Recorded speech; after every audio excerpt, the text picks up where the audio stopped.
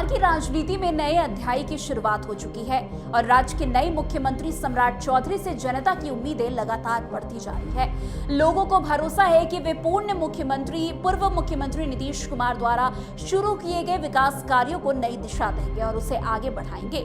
राज्य के हर वर्ग की तरह मनोरंजन जगत से जुड़े लोग भी अपनी अपनी अपेक्षाएं सामने रख रहे हैं सम्राट चौधरी के। इसी कड़ी में अब जो है भोजपुरी सिनेमा के लोकप्रिय अभिनेता खेसारी लाल यादव ने भी सम्राट चौधरी को बधाई देते हुए अपनी बड़ी बड़ी मांग जो है उनके सामने रख दी है।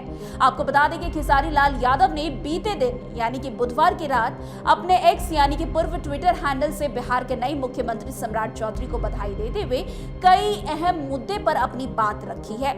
उन्होंने अपने पोस्ट में लिखा है कि बिहार के मुख्यमंत्री के रूप में शपथ लेने पर आदरणीय सम्राट चौधरी को बहुत बहुत बधाई और ढेरों शुभकामनाएं। मुझे पूर्ण विश्वास है कि आपके कुशल नेतृत्व में बिहार का विकास दिन दोगुना रात चौगुना होगा। मेरे कुछ सुझाव हैं जिस पर आपकी जल्दी नजर जानी चाहिए। खेसारी लाल यादव ने आगे लिखा अपने पोस्ट में कि राज्य से जुड़े कई गंभीर और जो है जमीनी मुद्दे को उठाए जो लंबे समय से बिहार की पहचान से जुड़े हुए हैं। उन्होंने सबसे पहले जो है सूखा नशा यानी कि ड्रग्स की बढ़ती समस्या पर चिंता जताई। उनका कहना है कि ये समस्या अब एक जो है वायरस की तरह फैलता हुआ नजर आ रहा है। और इसके अलावा जो है खेसारी लाल यादव ने शिक्षा व्यवस्था में पारदर्शिता की मांग करते हुए परीक्षा में होने वाली धांधली को रोकने के लिए कड़े कानून बनाने की बात कही है। हाल के सालों में बिहार में पेपर लीक और परीक्षा घोटाले की कई घटनाएं सामने आई जिससे छात्रों का भविष्य प्रभावित हुआ है। खेसारी लाल यादव ने सुझाव दिया कि ऐसी घटनाओं पर पूरी तरीके से रोक लगाने के लिए ठोस और सख्त कदम उठाए जाने चाहिए। इतना ही उन्होंने कोचिंग संस्थान पर भी सवाल उठाए। कहा कि इन पर निगरानी रखने के लिए एक विशेष कमेटी बनाई जानी चाहिए। उनका मानना है कि कई कोचिंग संस्थान जो है छात्रों और अभिभावकों का शोषण करते हैं जिसे रोकना जरूरी है। बिहार में बड़े पैमाने पर हो रहे पलायन को भी खेसारी लाल यादव ने एक गंभीर मुद्दा बताया। उन्होंने कहा है कि रोजगार के अभाव में लोगों को जो है राज्य छोड़कर दूसरे राज्य में जाना पड़ता है। इस समस्या का स्थायी समाधान निकालना अब सम्राट चौधरी के लिए प्रमुखता होनी चाहिए ताकि बिहार के युवा को जो है अपने ही राज्य से बेहतर अवसर मिल सके।